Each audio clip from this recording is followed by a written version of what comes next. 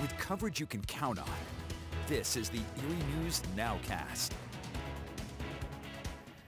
Good Monday morning. Thanks for jumping on Facebook Live for a mid-morning check of the stories we are following here at Erie News Now. I'm Mark Saul today, starting off with the very latest on the new COVID-19 vaccine concerns as a CDC advisory panel is now investigating reports of heart inflammation in a small number of people who got the COVID-19 shot. The CDC committee says the cases of what's known as myocarditis have mainly been seen in adolescents and young adults and predominantly among male patients. Also, they say the condition occurs more often following the second dose of the coronavirus vaccine and typically within 4 days of that vaccination.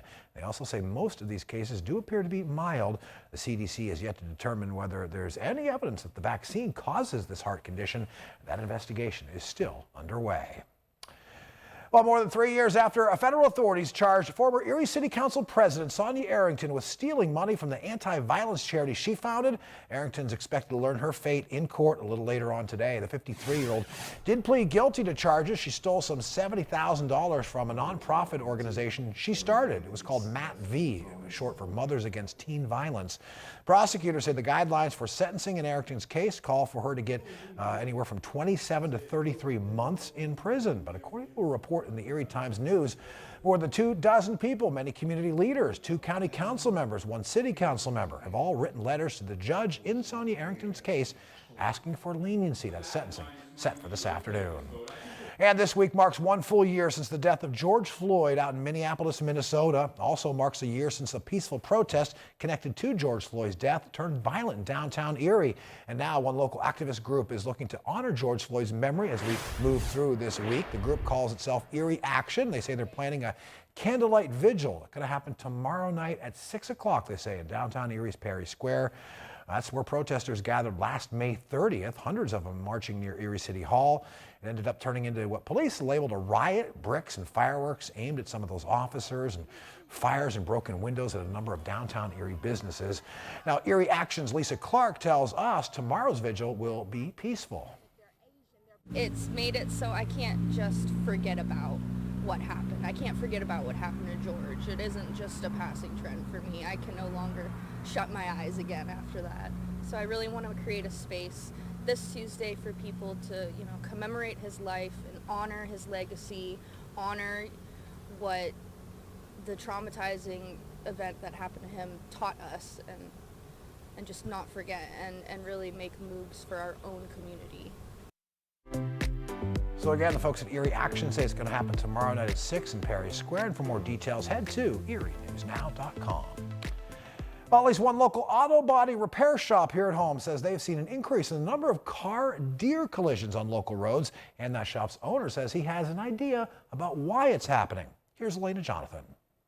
In the past 2 months, we've been seeing a lot of it. A lot of deer hitting a lot of cars. The video you're seeing are just a few of those cars over at Prestige Auto Body. These cars are waiting on repairs and parts after colliding with deer. The owner, Victor Irizarry, says he's been seeing more and more of this lately, which is unusual because it's not as common to hit deer this time of year. Very unusual. Usually we see this towards Christmas time or so. Is usually when the deers are out and about. His customers are hitting deer everywhere, but Irizarry is noticing more hitting deer out of state. Even our news director here at Erie News Now has his car damaged from a deer. He hit it over in New York, like many others that have been taking their cars over to Prestige. Especially coming from the area of New York, I-86, that area northeast. Although he can't say for certain, Irizarry thinks more people are hitting deer now because less drivers were on the road during peak deer season. I think because of the actual pandemic last year, a lot of people didn't go out, so the deer population just multiplied, and they're everywhere, and we're seeing at least 1 or 2 per week.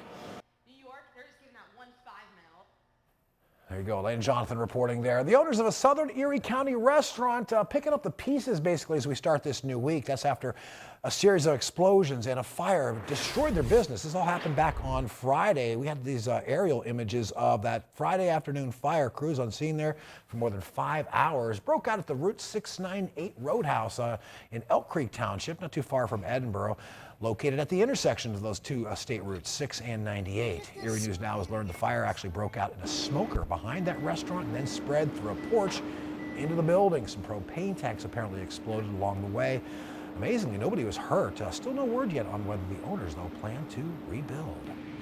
Well, 6 years after a fire closed the Perkins restaurant down in Edinburgh, that eatery set to reopen its doors a little later on today. That restaurant on West Plum Street down in the borough caught fire back in 2015.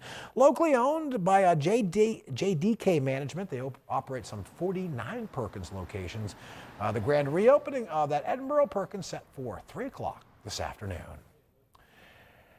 And David's got his eyes out the door this morning. A little cloud cover to start off our new week. Yeah, we're getting some cloud cover, but we will see some sunshine for today. Regardless, temperatures will still be fairly mild overall, but you may not be able to quite do the sunbathing you would like, as we do have some of those clouds that continue to come in from the lake. We look outside right now. We had that close-up view of the Bicentennial Tower, a little bit farther away, but you can see right down there as you head directly down State Street, sitting at 70 degrees right now.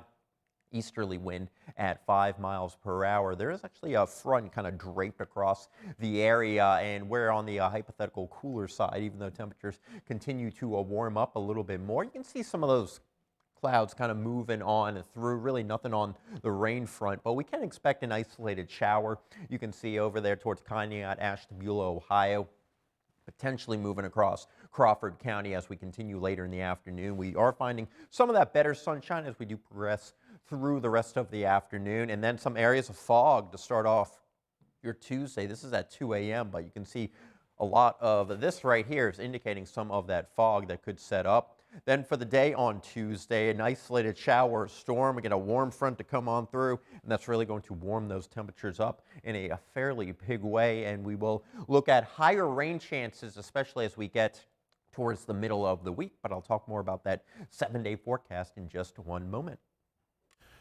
All right, thank you, David. Well, the 2021 Billboard Music Awards, they happened out in L.A. last night. Nick Jonas serving as host. The Billboard Music Award for Top 100 Song presented by Rockstar Energy goes to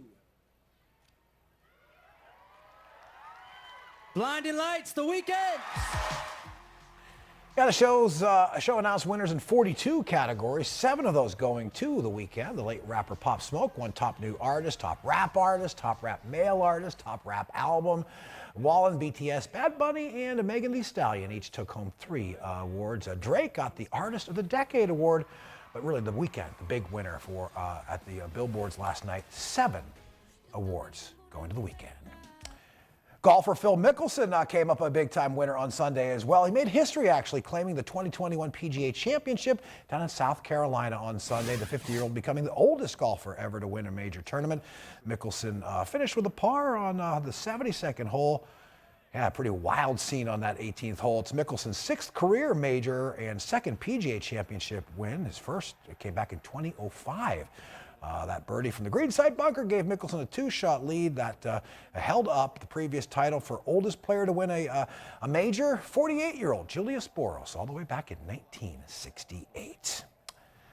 All right, there's a Maryland candy company cashing in on the cicada invasion. They are actually air frying those insects, then dipping them in chocolate for anybody brave enough to take a bite. Yeah, it's a once in every 17-year sort of treat, and apparently this chocolate-covered cicada is a pretty popular treat as well. In case you're wondering, and maybe you're hungry, a box of a dozen chocolate-covered cicadas will run you $18 plus shipping. I'll pass. Hard pass I'm going to go with. David? You know, I'm weird, so I'd actually try one. There you Yeah, go. well, the thing is, At least you admit you're weird. if you cover it in enough chocolate, you feel like crunch, though, knowing what it is whenever you bite on the inside. But I'm not paying $18, that's for sure. Good point. You can give me one for free, or I can find one outside. If I found one and did it myself, I would not want to eat it. Someone else has to make it. All right, 86 degrees for Tuesday, but today, 74, middle 70s during the afternoon. We got some clouds and sun out there for today, maybe a spotty afternoon shower. Better chance for some of those storms on Wednesday. Cold front pushes on through, and we're down into the 60s, even lower 60s by Friday. Friday could be fairly wet overall. A few showers hanging around on Saturday. May not be the warmest that you would like as we get into the Memorial Day holiday, but yeah, that's kind of how things have been going lately. So we do see a little downturn in those temperatures, but in the meantime, we need some rain, and we're certainly going to see it, especially by midweek. All right, thank you, David. And thank you for watching this edition of the NOWCAST. We'll do it again about the same time tomorrow. We've got a half hour's worth of news coming your way at noon on WSEE. And 5 a.m. is always the start time for Erie News Now Sunrise. We will see you then.